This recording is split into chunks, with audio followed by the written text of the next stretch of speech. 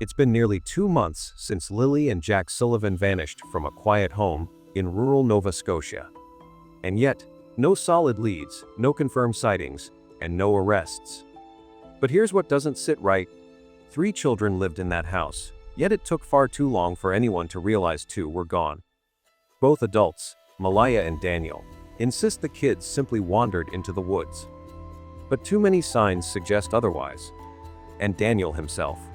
His actions flicker between defending Malaya and quietly turning against her. So what really happened that morning? Were they hiding something or someone? And in all our outrage, could we be blaming the wrong person? Is Daniel protecting Malaya? The inconsistencies in the timeline recently have been mentioned and were clarified by someone who lived right next to Daniel and Malaya's home. It was Janie, Daniel's mother, on the morning of Lilly and Jack's disappearance, according to Darren, known as Darwood O'Grady, who revealed a lot of information of this case a few days ago, a relative of the children's mother Malaya. Janie's presence at the scene was entirely unexpected. Malaya and Daniel had both believed Janie was away, perhaps staying overnight somewhere with a boyfriend, or simply out on a short trip. As Darren puts it, Malaya didn't realize Janie was home that fateful day. And as far as Daniel and Malaya knew, Janie wasn't in the camper. That misunderstanding, intentional or not, set the stage for what unfolded next. Malaya chose that particular time to act. Daniel was sleeping, and with Janie supposedly out of the picture, there would be no witness. But Janie was there, in her trailer on the property, and more importantly, so was her dog. What Janie heard that morning is what makes her account crucial.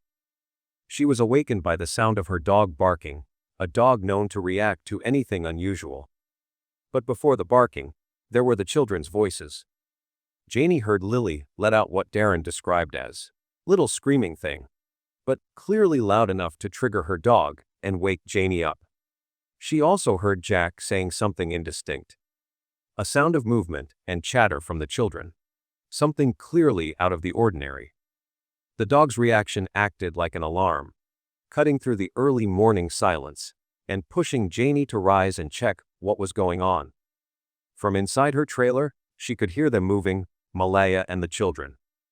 According to what she told Darren, Janie distinctly heard the sound of Malaya taking the kids out. She could hear them walking. Darren recalled. Took them out the back door, out the outside the fence onto the driveway.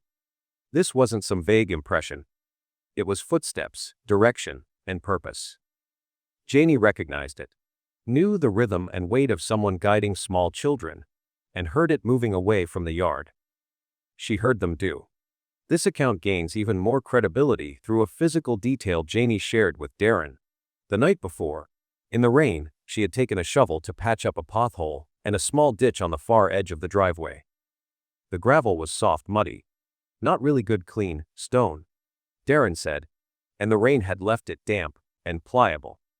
It was at this very spot that a single small boot print was later discovered, sunk into the fresh fill Janie had laid. That's why the little one, boot print, got sunk in the mud right at the edge. Darren explained. Janie had shown it to him herself, pointing out the very location. This wasn't secondhand speculation. It was physical confirmation that someone, most likely one of the children, had walked that path. Just as Janie said she heard them do. Adding to the weight of this finding, Darren noted that the scent dogs deployed during the search lost the children's trail right at the very beginning of the driveway, specifically the same spot where the boot print was located. According to him, the dogs could not trace any further scent beyond that point, suggesting a possible vehicle pickup. In other words, if the children had continued on foot, the dogs likely would have followed their trail. The fact that they didn't implies that Jack and Lilly may have been taken from that location, lifted into a car, and driven away, leaving no scent for the dogs to follow. This disturbing possibility reinforces Janie's account and raises the haunting implication that someone was waiting there to take them. Janie stepped out of her trailer after knowing the kids were out there just moments earlier. As she approached, she saw Malehya standing outside in the yard, holding baby Meadow on her hip, and staring down at her phone. There was no urgency in her body language, no sign of distress. She wasn't searching, wasn't calling out for the children. She was just standing there. Janie asked directly, "Where's the kids?" She had just heard them. Their voices were still fresh in her ears, echoing with that unmistakable liveliness. But Malaya didn't respond right away. Darren would later describe her reaction as stunned. Like she had been caught off guard, like she wasn't expecting Janie to be there at all. Her face froze for a second, then she said, "They're in the woods." That answer didn't sit right with Janie. She pressed again. "How long were they gone?" Malaya replied, 20 minutes. It was a strange number, too round, too rehearsed. It didn't match the immediacy of what Janie had just heard. If the kids had really been gone for that long, why had their voices just been audible from the trailer? And even more puzzling, Malaya didn't follow up with any questions of her own. She didn't ask what Janie had heard, didn't act alarmed or confused. She didn't rush to look for them, didn't call their names. Her focus remained fixed on her phone, as if nothing had just happened. That wasn't the reaction of a mother whose young children had wandered into the woods. It was the reaction of someone trying to maintain a story she wasn't expecting to be challenged on. There was no one else around during that exchange, no one to witness it except Janie. And yet, the way Malaya behaved, the absence of panic or urgency, and the simple fact that she didn't seem surprised that the kids were gone, all pointed to something off. She didn't even show the basic confusion of someone being told their kids might not be where they thought they were. Instead, she offered answer without conviction, standing quietly, holding her phone, as if already resigned to a plan in motion. Daniel and Malaya's statements about the morning of Lilly and Jack's disappearance have drawn growing suspicion in their purposes, especially as new details continue to surface that contradict their original narrative. One of the most glaring red flags is the timeline they offered. According to their account, neither of them noticed the children were missing until 9:40 a.m. That's almost mid-morning, an unusually late time for any parent of young kids to realize something's wrong, let alone with 3 children in the house. With Jack and Lilly being only 4 and 6, and Meadow just a toddler, it seems implausible that 2 adults could go that long without seeing or hearing from any of them. In homes with small children, silence isn't comfort. It's usually the first sign that something's wrong. Yet both parents told that they remained unaware until nearly 10 a.m., a detail that casts serious doubt on their version of events. Adding to the concern is Daniel's own admission, given not to police, but to Darren, that he deliberately misled the public and authorities. Darren confronted him directly, asking why Daniel told everyone he had been searching the woods if he knew the kids hadn't gone that way. Daniel didn't deny it. He simply said, "I still love Malaya and I was trying to cover for her lie." That one line flips everything on its head. It confirms that Daniel was aware the children hadn't wandered off into the woods, yet he still chose to perpetuate that narrative. This wasn't confusion. It wasn't panic. It was calculated. It was someone knowingly obstructing the truth to protect the person he still had feelings for, even if it meant derailing an entire search operation. This admission is more than just emotional entanglement. By intentionally claiming the children were lost in the woods, Daniel may have derailed critical early efforts to locate them. Search and rescue teams spent countless hours combing through forested areas under false pretenses, possibly wasting the narrow window in which the children could have been recovered, if they were even still in the area. His false claim muddied the information stream, confused the public, and redirected valuable resources. More than that, it gave Malaya time to cover her tracks, dispose of evidence, or move the children elsewhere if she truly had something to hide. There's also the striking absence of genuine urgency in their behavior. Neither parent is reported to have taken swift, visible action the morning the children went missing. There's no mention of frantic searching, calling neighbors, or alerting police the moment things felt off. Instead, there's just that one vague timestamp, 9:40 a.m., and an unclear, somewhat hollow reaction to the situation.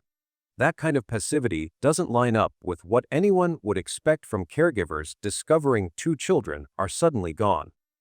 Darren also claims that Malehya repeatedly shifted her story over time, changing key details and confusing the timeline, making it nearly impossible for investigators to trace a consistent path. In his words, these contradictions cost people valuable time, pushing them deeper into the woods, based on a story that likely wasn't even true. Daniel's narrative, meanwhile, seemed to shift in sync with hers, raising the possibility that he wasn't just passively misinformed, but actively shaping his own story to match hers. Daniel Martel's behavior throughout the investigation into Lilly and Jack Sullivan's disappearance kept suggesting a deep, conflicted loyalty to Malehya Brooks Murray, one that may have led him to knowingly protect her, even when the truth was at stake. From his public statements to his private decisions, the pattern is consistent. He defended her, avoided blaming her, and, when necessary, diverted suspicion elsewhere. From the beginning, Daniel repeatedly stepped in to shield Malehya from criticism. While the public and media began questioning her inconsistent timeline and lack of urgency, Daniel deflected the heat. In leaked messages and comments, he emphasized that the children always came to him, not her. A subtle way of suggesting that he had been the more active caregiver, thereby taking the weight of blame off Malehya's shoulders. This was not just a defense, it was a strategy. By repositioning himself as the primary figure in the children's daily lives, he attempted to insulate her from accountability. When directly questioned about Malehya's behavior on the morning the kids vanished, Daniel often dodged the hard questions. Instead of giving clear, factual responses, he spoke in vague generalities, never confirming or denying the most crucial parts of her story. This refusal to clarify critical discrepancies, such as who last saw the children, or what time exactly each of them woke up, kept her version of events from being directly contradicted by him. It's as if he was trying to keep their stories in parallel, avoiding any detail that might expose a lie. This evasiveness extended into his cooperation with law enforcement. Multiple times, Daniel reportedly declined to directly confirm points that would have helped investigators compare and verify both his and Malehya's statements. He didn't refute her version of events, but he didn't strongly support it either.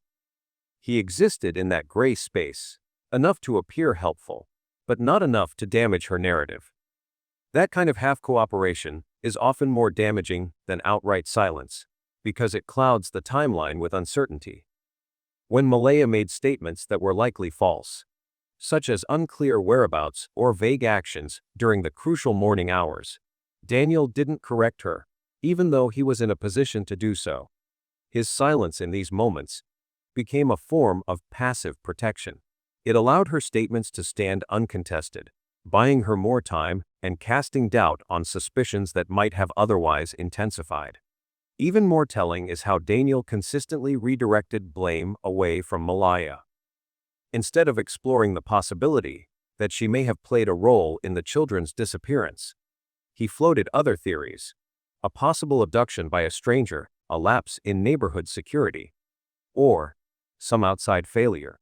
By putting the focus on external threats, Daniel subtly reinforced the idea that Malehya was just another victim, someone overwhelmed by grief, not deception. However, this dynamic shifted when Daniel learned that Malehya had defied CPS and fled with Meadow, their biological daughter. During a livestream, Daniel's tone changed drastically. For the first time, he began expressing fear, not just for Jack and Lilly, but for Meadow.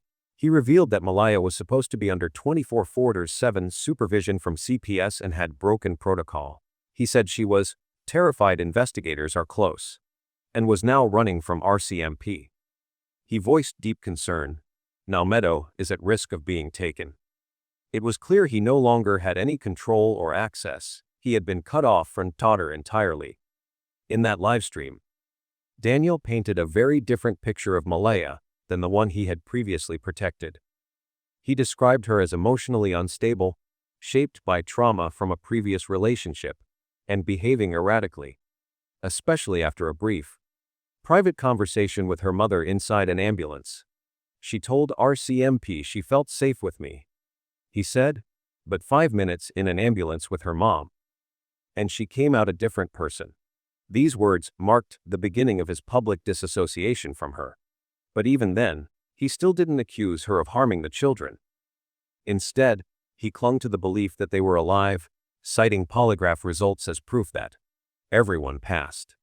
Daniel's protection of Malehya wasn't just about love, it was about fear, control, and loss. In his mind, defending her might have been the only way to stay close to Meadow, to avoid triggering a separation he clearly dreaded. But once he realized she had taken Meadow and gone underground, his protective instinct turned into panic. The betrayal seemed to shake something loose in him. For weeks, he had shielded her. Now, he feared her. The return of Belynda Gray. Among those who have stepped forward to speak about the case, while Darren Gettis remains a polarizing figure, his claims stirring fierce debate, partly due to his close ties with Daniel, which some believe may have colored his perspective, another voice has quietly drawn increasing attention. Belynda Gray, the biological panel grandmother of Lilly and Jack Sullivantwo, is someone whose name has rarely surfaced, and whose position in the narrative comes from a side that has been largely underrepresented. It is a livestream that took place several weeks after the disappearance of Jack and Lilly Sullivantwo, an emotionally charged point in time when hope was waning and frustration with the silence surrounding the case was growing louder. The moment marked a significant shift in tone, no longer just about waiting for answers, but about demanding them, publicly and urgently. At the center of this livestream was Belynda, the children's paternal grandmother. For weeks, she had remained largely in the background, grieving, searching, and being kept out of the spotlight. Guiding the conversation was Darren Gettis. He organized the event, curated documents and photos, and moderated the discussion. It became increasingly evident that a large portion of those involved in this case were standing together on one side, casting suspicion and pressure against Malehya's silence and actions. Adding legal depth to the discussion was Bev, a seasoned child protection lawyer from the United Kingdom. Invited as a special guest, she provided critical insights into custody laws, the legal implications of hiding children, and how CPS operates in Canada. Bev's presence brought a layer of legitimacy and structure to the broader emotional tone of the livestream, helping clarify what actions may or may not be legally defensible. The livestream carried a heavy emotional weight. It wasn't simply a conversation, it was a call to action.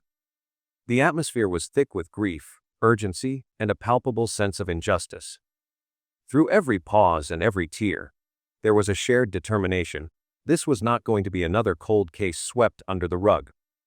The core purpose of the event was clear: to place public pressure on Malaya and her partner Daniel to speak up. Or, if they are withholding information, to do the right thing and come forward.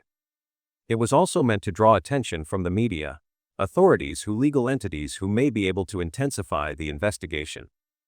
More than anything, it was a rallying cry to the public: if you know something, say something. If you see something, speak up. Every viewer, every share, every could bring Jack and Lilly one step closer to home. They were my babies too. That's how Belynda starts. Her voice trembles. Her hands, probably clenched out of frame. I didn't stop being their grandmother just because Cody and Malaya split. That line lingers. It's not just a sentence. It's a wound. A truth she's carried quietly, watching the lives of her grandchildren disappear from hers like smoke slipping through fingers. When Malaya ended things with her son Cody, she didn't just walk away from a relationship, she erased an entire family. No texts, no updates, not even photos, just silence. Cold, calculated silence. She shut us out. Belynda says, like we didn't matter anymore. Like the kids didn't have a whole other family. That kind of dismissal isn't just disrespect. To Belynda, It was betrayal. A slow, deliberate shutting of the door in her face. But Belynda didn't give up, she kept reaching out.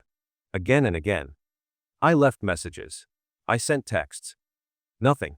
Not even a "we're fine." She says it not with anger, but with that exhausted kind of ache. The ache of being ignored by someone holding the people you love most. There were no birthday calls, no check-ins, no moments of connection. Just silence that grew thicker with time. Maybe Malehya didn't want them to remember their grandma. Maybe she wanted them to forget they ever had one. And then came the moment everything broke. The kids were gone. Vanished. And not a damn soul from Malehya's side thought Belynda deserved to know. No one called me. No one thought I had the right to know. I found out from someone else. From the damn police. Her voice cracks on that last word. Not from rage. From deep, rattling grief. Imagine being a grandmother and learning your babies are missing. From a stranger in uniform. Belynda doesn't just feel abandoned, she feels erased. I feel like I'm screaming into a void and no one hears me, she admits. It's not just that she's grieving her grandchildren's disappearance. She's grieving the slow, suffocating disappearance of her own place in their lives. A grandmother turned ghost. Not by choice, but by someone else's decision to cut her off and keep her out. And that someone is Malehya. I don't even know if my messages went through. Belynda wonders aloud. Maybe she blocked me. Maybe she blocked all of us. That's not speculation. That's what it feels like when you've been locked out so many times you start questioning whether you even exist to them anymore. It wasn't just silence. It was calculated, intentional removal. So when the kids went missing, Belynda's pain morphed into something darker. Into suspicion. Into gut-deep knowing. There is something not right here. I feel it in my bones. This isn't just some grandmother guessing. This is a woman whose instincts, hardened by loss, are now screaming at her. And she's not shy about who she thinks is hiding something. We found out the kids were gone from the police. She repeats, like she still can't believe it. Not their mother. Think about that. And people have. People have thought about it, over and over again, and come to the same chilling conclusion. Malehya doesn't act like a mother whose kids vanished. She acts like someone managing a narrative. And what makes it worse? Not one word from Malehya since. Not a call. Not a word. Not even a "have you heard anything?" Belynda's voice is tight. She's holding something back, maybe anger, maybe grief, maybe the simple disbelief that a mother could stay this quiet while the world looks for her kids. If Malehya was afraid, she could have said that. If she was confused, she could have asked for help. But instead, she chose silence. And Belynda can't accept that. If my babies went missing, I'd be calling everyone I know. I'd be screaming from the rooftops. But Malehya didn't scream. She hid. Not just from the world, but from the family who would have helped her, stood with her, searched with her. And that's what tears Belynda apart. She kept them like they were her property. She says, bitterness creeping in. Like we didn't exist. There's a kind of pain that comes not from loss, but from being denied even the right to grieve. Malehya didn't just take the children. She took away everyone else's ability to love them openly. Belynda wonders out loud, what if this wasn't just a tragedy? What if this was a choice? If she's hiding them to protect them, I get it. But don't make them vanish from everyone who loves them. That's the crack in her voice that tells you she still wants to believe, still wants to hold on to some piece of hope. That Malehya didn't hurt them. That maybe she's just scared. That maybe this is all some twisted form of protection. But even then, Belynda can't understand the coldness, the wall, the complete absence of humanity in how Malehya's handled this. Because this isn't just about a custody battle. This isn't a legal disagreement. This is about two missing babies. Her babies. And the woman who won't say a word. There's something she's not telling. Belynda says again. I feel it. I know it. That's not paranoia. That's a woman speaking from a place of hollowed-out pain and desperate certainty. She's not accusing Malehya outright of hurting them. But she knows Malehya's silence speaks volumes. And in all that silence, All that pain. All those sleepless nights. Belynda still has one thing left: love. A love that hasn't dimmed. A love that doesn't quit. I go to sleep thinking about them. I wake up thinking about them. I look out the window and wonder if they're out there. There's no peace in her days. No rest. Just images of their little faces, haunting her every breath. And still, she waits. All I want is to hold them again. Just once. Just to tell them grandma never stopped loving them. That's not just grief. That's a vow. A promise to never stop looking. A desperate plea for truth in a maze of lies. Belynda doesn't want revenge. She doesn't want drama. She just wants her babies back, or at the very least, answers. Real ones. Honest ones. Cody Sullivan didn't speak during the livestream, but his presence was felt. From the very beginning, Darren, the host, made it clear, "I just want to say Cody is here tonight, but he's not going to speak. He's sitting with his mom, and this is her time to speak." That small announcement said more than it seemed. Cody was there, in the chat room, listening. Maybe it was too painful. Maybe he didn't trust himself to talk without breaking down. Whatever the reason, his silence didn't mean absence. He was there, and Belynda spoke for him. She spoke like a mother who had watched her son be erased from his children's lives. According to Belynda, Cody hadn't seen Jack or Lilly in almost 2 years before they disappeared. Not because he didn't want to, but because he couldn't. He was pushed out, she said, her voice cracking. No one gave him a chance to be a father again. The split between Cody and Malaya, the children's mother, had left scars. There was a no-contact order. There were accusations, dark, heavy ones. Malehya had accused Cody of violence, abuse. She said terrible things. The kind of accusations that follow a person long after they've been made. Even when they're not true. She said things about him. Terrible things. But they weren't true. Belynda insisted. They investigated. They found nothing. According to her, those allegations were looked into by authorities, but no evidence was ever found to support them. Still, those claims were enough for the court to issue a no-contact order, effectively severing Cody's ability to be in his children's lives. It didn't matter that there was no proof. It didn't matter that no charges were ever filed. The damage was done. The impact was brutal. Cody lost access to his kids, lost birthdays, lost hugs, lost moments that no court would ever give back. He missed them every single day, Belynda said. He'd ask me every week if I had heard anything, if I had pictures, anything. Darren, the host, didn't hold back either. Let's be honest, he said. False accusations ruin people. And sometimes, the system lets it happen. There was no clearer way to put it. Despite all of that, Cody didn't give up. He didn't just accept the silence. Belynda revealed that Cody tried every legal channel he could. He hired a lawyer, filed the paperwork, went to court, did everything by the book. But it didn't matter. He went through all the right steps. He filed paperwork. He tried. But the court always said no. Every door he knocked on was closed before it even opened. Not because of what he had done, but because of what someone said he did. And then, the worst call of his life. Jack and Lilly were missing. Belynda said Cody collapsed. He cried harder than I've ever seen him cry, she told the viewers. He broke down. And though he hadn't been allowed to hold his children in years, he still grieved like a father who'd just lost everything. But in the middle of that pain, Cody didn't run. He didn't hide. He walked into the police station. Voluntarily. Answered every question. Gave them everything they asked for. They asked him all kinds of things. Belynda said. He told them everything. RCMP investigators cleared him. He wasn't a suspect. If they thought he did something, they would have charged him, she added. But they didn't. The police cleared him. That should be enough. Still, the internet didn't care. Since the live streams began gaining attention, strangers online have gone after Cody, accusing, speculating, throwing suspicion his way without evidence. People say things online. Things they don't know, Belynda said. It's the cruelty of the digital mob, loud, relentless, and wrong.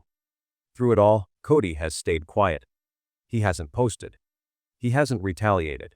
He lives with his mother now. A grown man back in the home he grew up in. And every day, according to Belynda, he asks the same question, is there news? Every day, they both pray. For Jack. For Lily. For the chance to bring them home. There are no photos of Cody crying. No sound bites of him pleading. But if you listen to Belynda, you start to see a father who's been broken in silence. A man shut out, but still holding on. Still searching. Still loving two kids he hasn't seen in years. And if you ask Belynda, she'll tell you, he never stopped being their dad. And he never will. When Belynda first learned that her grandchildren, Jack and Lily, were missing, it wasn't through a call from their mother, Malehya, or their stepfather, Daniel. There was no phone call, no text, no warning. Nothing. She heard about it through a mutual acquaintance and later from the RCMP. That silence, deliberate or not, cut deeper than anything. I didn't get a call. Not from Malaya. Not from Daniel. Not even a text, she said. We had to find out through someone else. That's not how family treats family. Daniel, who used to call her about trivial things, said nothing when the children vanished. The contrast was too sharp to ignore. Daniel used to call about stupid stuff, but when the kids go missing, nothing. Not a damn word. Belynda recalled bitterly. That's what made me start questioning everything. The betrayal sank in quick. Belynda was their grandmother. She had loved and cared for Jack and Lily, just as much as anyone. Learning about their disappearance from outsiders, rather than from their own mother or stepfather, shattered her trust. I'm their grandma. How could they not tell me? How could they leave me in the dark? To Belynda, the reaction from Malaya and Daniel wasn't just strange, it was unnatural. If your children go missing, you call everyone. You scream for help. You don't fall silent. If your babies are missing, you scream it from the rooftops. You call everybody. You beg for help. But they went silent. That silence says everything to me. This was the moment she knew something wasn't right. The silence, the lack of communication, it didn't feel like a panicked response to a tragedy. It felt orchestrated. You don't just forget to tell the grandmother. Unless you're hiding something. Unless you don't want us asking questions. But Belynda didn't freeze in that moment of shock. She moved. Fast. She and a small group of friends and volunteers began searching the area, woods, fields, riverbanks, anywhere those kids could have gone. We went out there every day. Me, a few friends, some neighbors. We searched the woods, the trails, anywhere they could have gone. No one from Malaya's family called her. No one joined her search. Not a single person said, "Come help us look." She was left to do it on her own. They never asked me to come. Never called to say, "Come help us look." Like I wasn't even their grandma anymore. And worse, she was warned to stay away. Some people, aligned with Malaya, told her to stay clear of the property. Threatened to call the cops if she came close. Someone told me they'd call the cops if I came near the house again. Like I was a threat, or something. What kind of family keeps a grandma away like that? That hurt more than anything. Being shut out. Being told she didn't matter. They shut me out. Like I didn't matter. Like I never mattered. Still, she didn't quit. Even after collapsing from exhaustion during one of the searches, she kept going. I was out there for weeks. One day I passed out in the heat. They had to help me back to the car. She wrote letters. Emailed police and city officials, begging for involvement. No one answered. I emailed everyone. The police, the mayor's office. I begged them to let me help. Online, people accused her of causing trouble. Called her a liar. Said she had something to do with it. The rumors were cruel, but she kept going. Some folks online said I was just causing trouble. That I needed to shut up, but I won't. She had mailed birthday cards and Christmas gifts to Jack and Lily in the past. Never knew if they reached them. Still, she kept sending them. I mailed them birthday cards. Christmas stuff. Never knew if they got it. And then someone whispered that maybe she was hiding something. That maybe she knew more than she let on. It crushed her.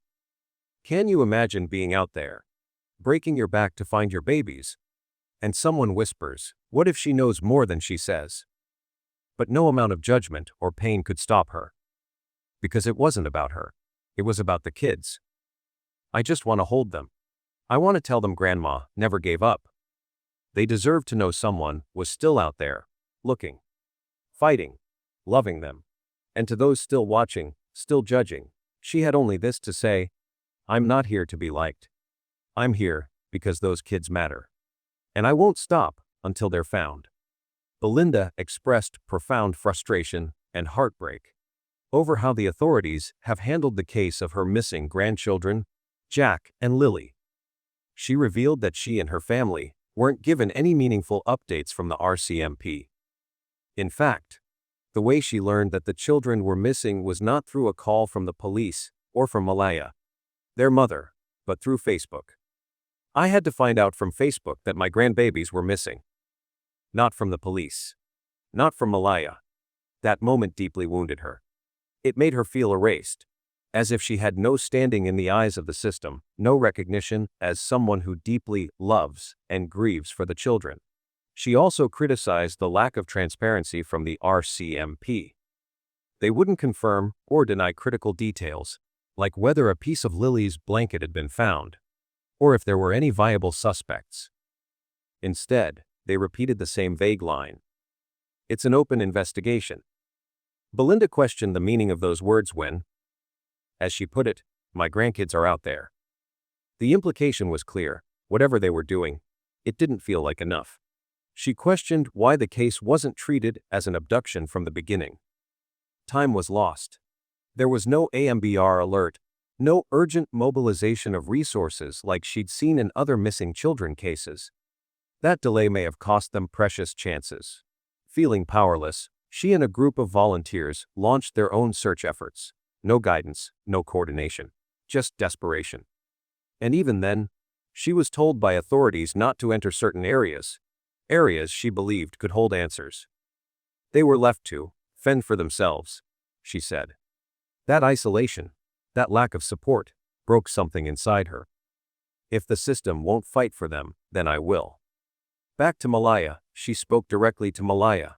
Belynda's tone was not filled with hate, but with pleading. It was a raw, human appeal. She said, if you're hiding them to protect them, bring them home. We will protect them. But don't let them disappear forever. She wasn't accusing Malaya outright. She was acknowledging the possibility that fear or panic may have driven her to make the wrong decision. But regardless of the reason, keeping the children hidden, if that is indeed what happened, was doing them more harm than good. Her voice trembled as she added, we all make mistakes, but those babies don't deserve this. It was not a threat. It was an olive branch, a way back, a way out. One that would bring peace to everyone, especially the children. Her motives were painfully clear. She wasn't looking for revenge. She wasn't interested in legal battles. She only cared about Jack and Lily's safety and well-being. She believed Malaya still had a chance to do the right thing. But time was slipping away. And with it, the hope of seeing her grandbabies again. That message was her final appeal, not as an adversary, but as a grandmother who had not given up. To the wider public, Belynda had a message too. She asked the community to continue sharing Jack and Lily's story, to keep their faces and names alive. Please don't let this story fade. Don't let Jack and Lily be forgotten. She thanked everyone who had shown support, those who searched, those who prayed, those who sent words of comfort. To everyone who's been there, thank you. Your messages mean the world. But she also asked for the conversation to remain respectful. She didn't want people tearing each other apart online. This wasn't about who was right or wrong. It wasn't about Cody. It wasn't about Malaya. This isn't about sides. It's about finding two babies who didn't ask for any of this. Through all the noise, all the uncertainty, one thing was unshakable, her love. I will never stop looking. I will never stop loving them. Those words weren't just emotion. They were a vow. No matter how long it takes, no matter how alone she feels in the fight, she will keep going. For Jack. For Lily. She ended with hope. A quiet plea to anyone who might know something, anything. All it takes is one voice. If someone knows, please Please. For their sake, say something. In that moment, Belynda wasn't just speaking as a grandmother. She was speaking as the last line of hope.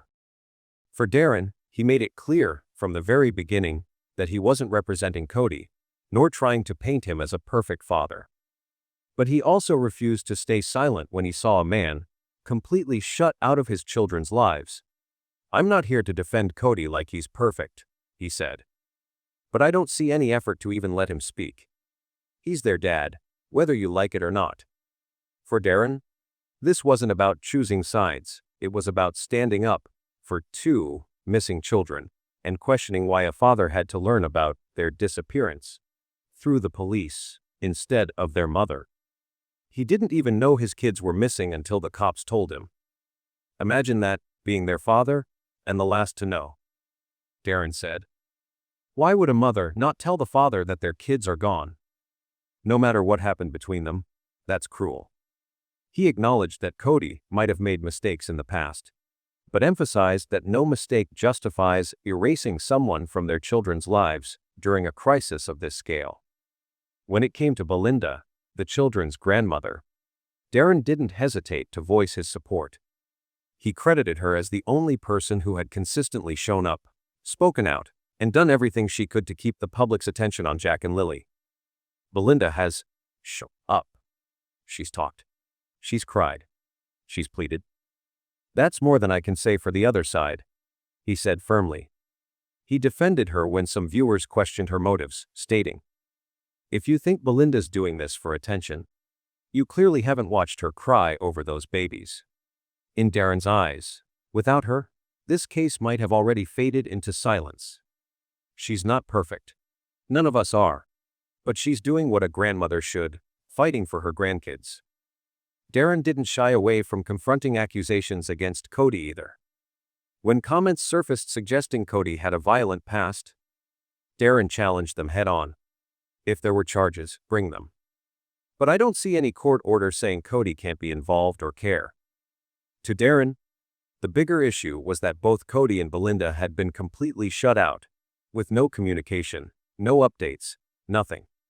No one should be shut out of their grandkids' lives without explanation. No one should have to find out through Facebook posts, he said. Even if Cody had been absent for 2 years, Darren argued, that absence didn't justify silence when something as serious as a missing child case was unfolding. At the heart of Darren's stance was a singular focus, Jack and Lily. He emphasized repeatedly that he wasn't here to defend Cody or attack Malaya, but to demand answers for the sake of the children. I'm here for Jack and Lily. That's it, he said. He refused to get caught in family drama, redirecting attention to the only question that mattered. Where were the kids? And were they safe? Darren's frustration with Malaya, the children's mother, was palpable. He condemned her silence, describing it as not just irresponsible, but dangerous. You don't just disappear with your kids and not say a damn word to their family, he said. This ain't just bad parenting. This is dangerous. He couldn't understand why she would choose to block communication, instead of seeking help, or even offering reassurance. Darren's voice often carried more disbelief than rage when he asked, where are the kids? If they're safe, why hide them? Why no phone call? Why block the grandmother? Why let people think they're dead if they're not? The silence was not neutral. It was a red flag. He spoke directly to Malaya and Daniel Martel, the children's stepfather, saying, if you're innocent, speak. If you're scared, ask for help. But silence helps no one, not even the kids. He criticized the idea that someone could claim to love their children while simultaneously ignoring their grandmother's public pleas for answers. You can't claim you love your kids and leave their grandma crying on media, wondering if they're alive, he said. Despite the intensity of his criticism, Darren consistently urged the public to remain focused and responsible. We don't do witch hunts. But we do demand answers, he reminded his audience. While he did express disappointment with the RCMP's lack of updates, he made it clear that the core accountability lay elsewhere. When there's no official update for weeks, people will fill in the blanks themselves. Darren also raised sharp concerns about Daniel's statements regarding the last time he saw Jack and Lily.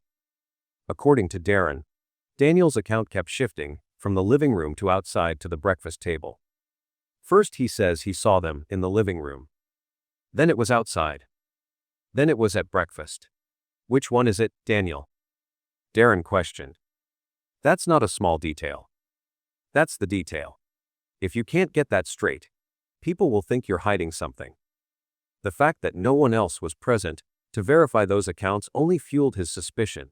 He was adamant that this case didn't look like a typical kidnapping. This doesn't look like a stranger abduction. This looks like a cover-up, he declared. There were no signs of forced entry, no alarm, no noise, no independent witness, just two children gone from a rural home without a trace. People don't just vanish from a rural house without a trace. Not both kids. Not without noise. Not without struggle, Darren said. Although he criticized the RCMP for being vague, he placed primary responsibility on the people inside the home. RCMP says it's an active investigation. Well, then act. Tell us something, he said. But he added, I'm not putting this all on the police. I'm looking at the people who were there. The adults in the home. To him, any potential cover-up did begin at police headquarters. It began in that house. If there's a cover-up, it didn't start at headquarters. It started in that house. In his closing remarks, Darren emphasized that transparency and responsibility weren't optional. They were the bare minimum. It's their job to speak, to explain, to be transparent. You don't get to go dark when kids go missing. He added one final, hard-hitting comparison.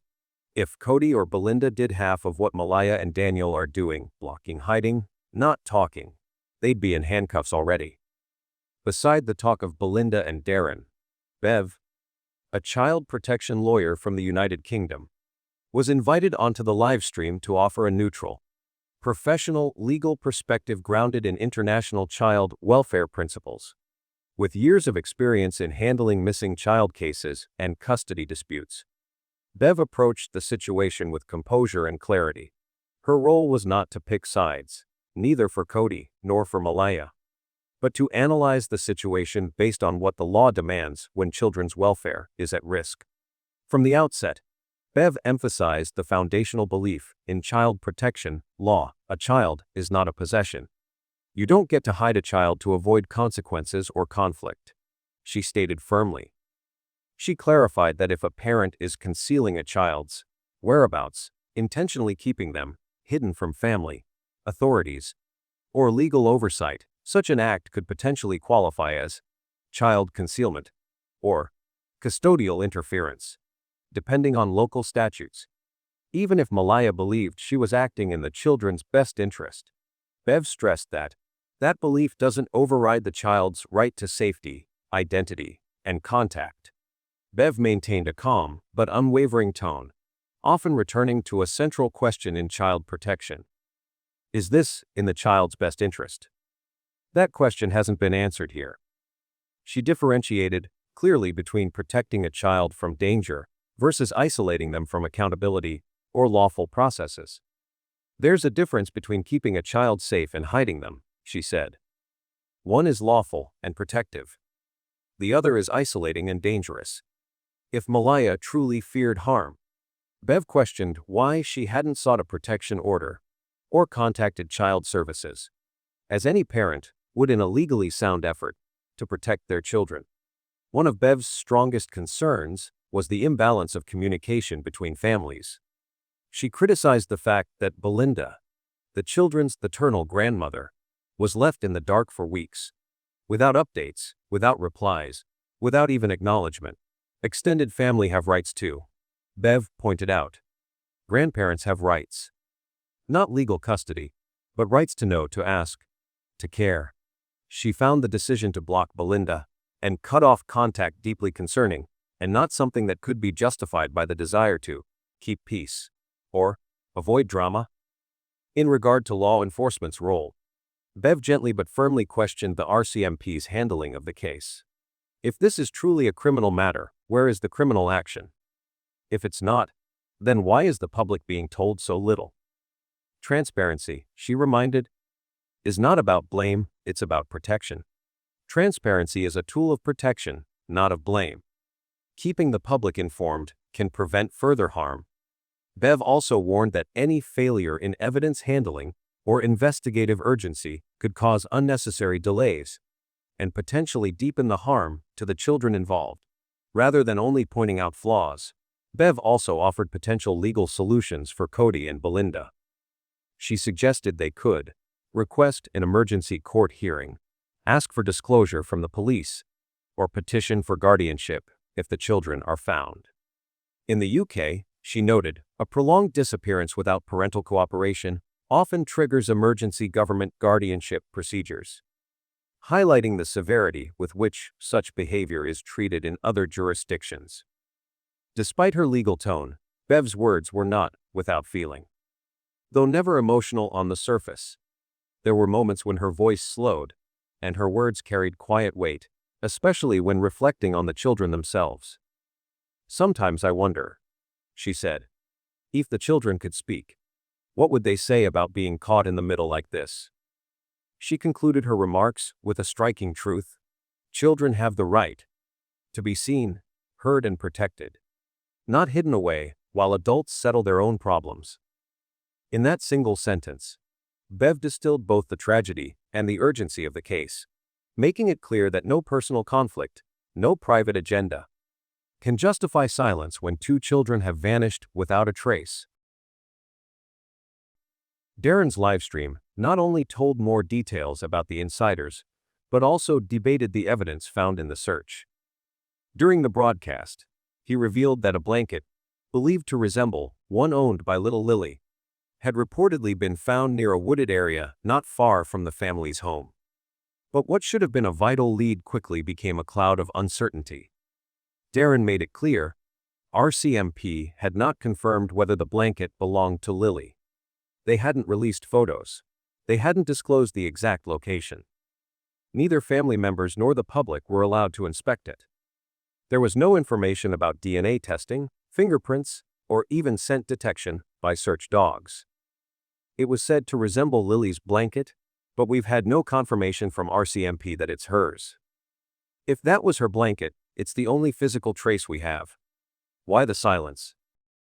This ambiguity, instead of bringing clarity, only fueled the growing frustration and suspicion in the community. If a child's blanket, possibly the last thing she ever touched, had been found in the woods, why was law enforcement not treating it as a turning point in the case? The mystery surrounding the blanket pointed to a bigger, far more unsettling truth. There was no other physical evidence to prove what happened to Jack and Lily. No signs of a struggle. No evidence of forced entry. No neighbors saw anyone.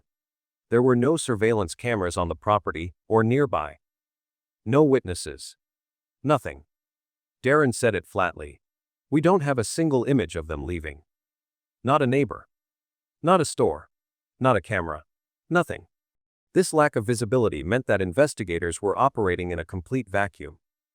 Nobody even knew when the kids disappeared. Both Malaya and Daniel, the only adults home with them, gave conflicting statements about the last time they saw the children.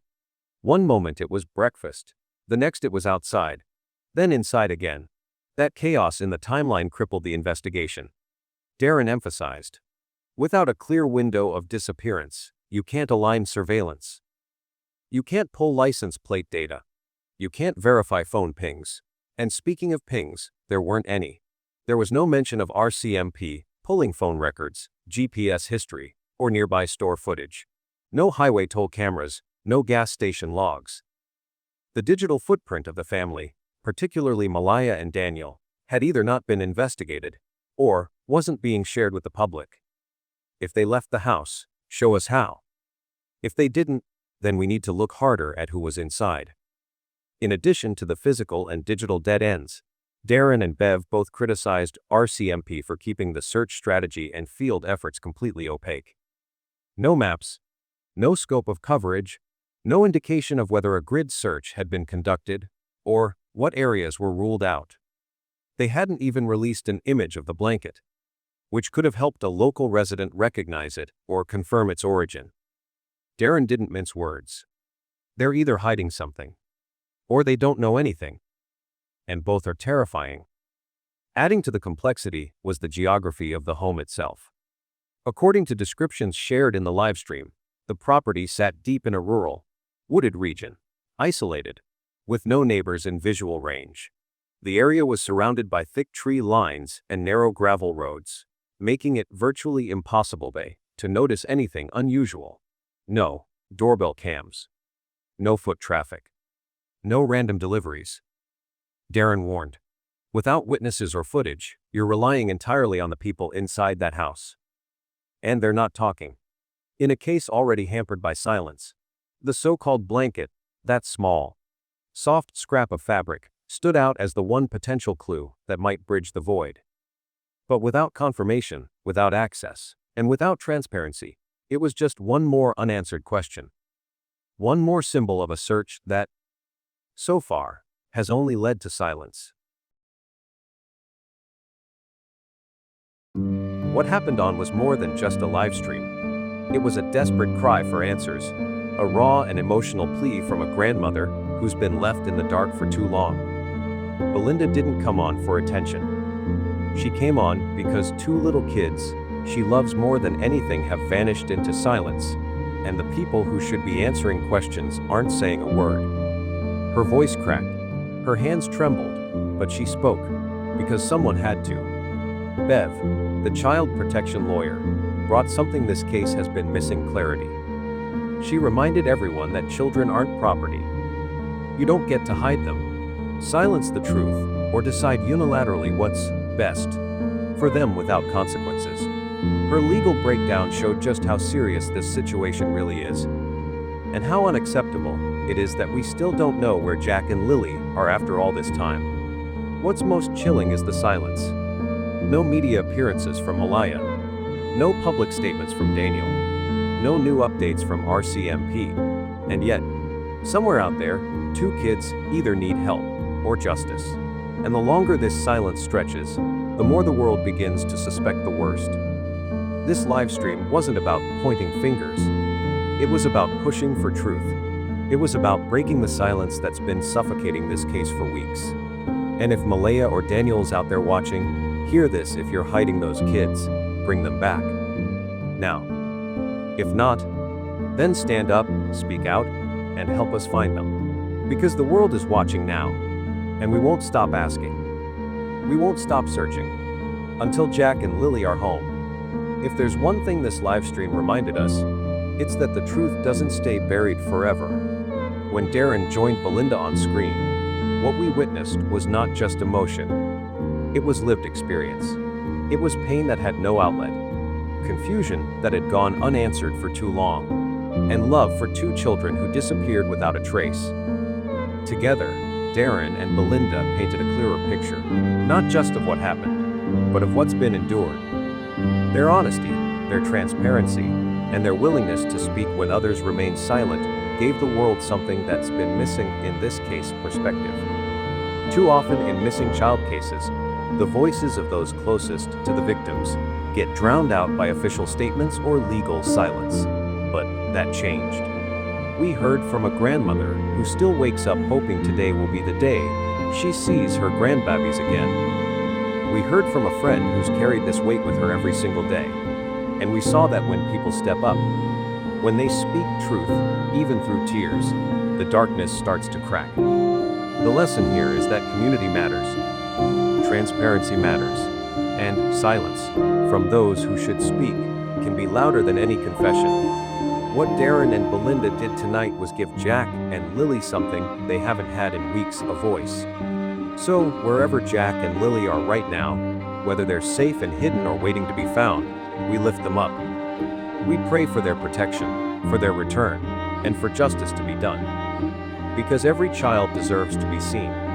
Every child deserves to be found. And every truth, no matter how long it takes, deserves to come into the light.